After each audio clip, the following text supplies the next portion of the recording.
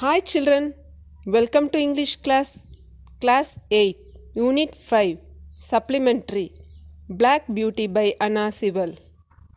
Anna Sewell was an English novelist.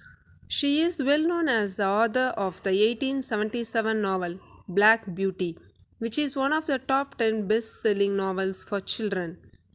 The story is narrated in the first person as an autobiography of a horse called Black Beauty. Let's see how Black Beauty saves its master and John in a terrible storm. Hi children, I am Black Beauty. One morning in the autumn, John tied me to the new cart. We drove out through the gate. The master had to go to a certain town on business. The town was several hours away, but I didn't mind the work. The cart was light and easy to pull, and the weather was brisk and cool. It had rained a lot recently, so there were puddles everywhere. The wind blew fallen leaves across the road in colorful showers. Soon we reached the first toll bridge. The river was high because of all the rain.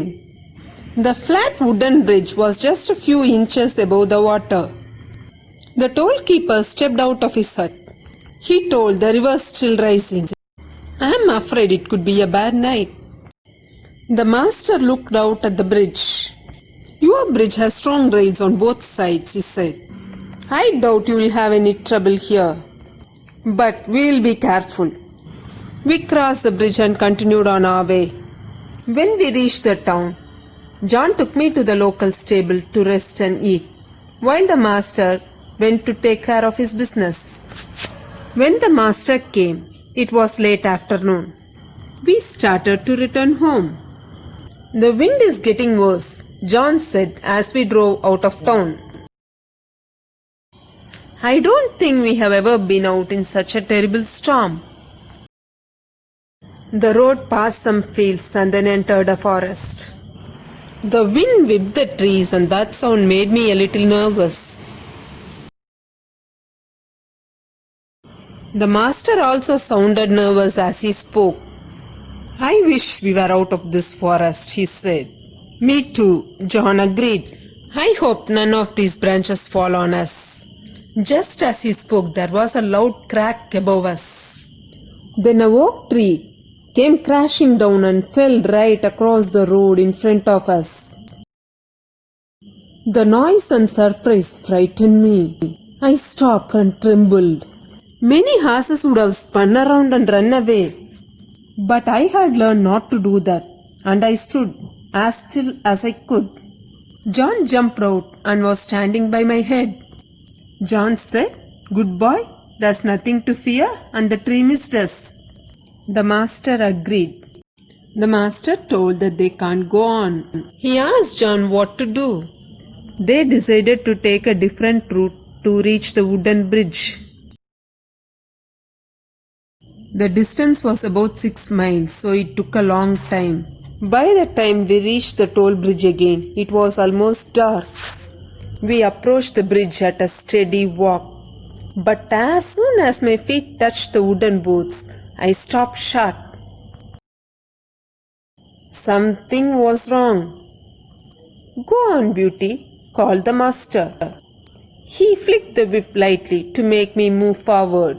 But the bridge felt so strange, I stayed where I was.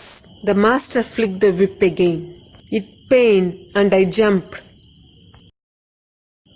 But I dared not to go forward. Wait, sir, John said. Maybe there's something wrong. He jumped out of the cart and walked up to my head. What's the matter, Beauty? He asked in his soothing way. Come on, let's go. At that time, the tollkeeper burst out of his hut.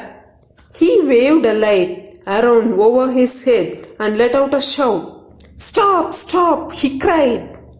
The bridge is broken in the middle. If you try to cross, you will end up in the river. The master exclaimed that it was nearly a close call to death. Good boy, John murmured to me. He took me by the bridle and gently turned me around. Then he climbed back into the cart and we continued down the river to the next bridge. It was built much higher over the water and we crossed safely. When we finally arrived home, it was well after dark. We found the mistress waiting up for us despite the late hour. Are you safe? She cried, hurrying out to greet us. I was so worried. The master said that they were safe because of me. The master said that I was intelligent than John and the master, otherwise we all would have drowned. He went into the house, so I couldn't hear any more of what he said. But I was so tired after the long journey, I didn't mind. John took me to the stable. John gave me a good supper with extra carrots. I was thankful but tired.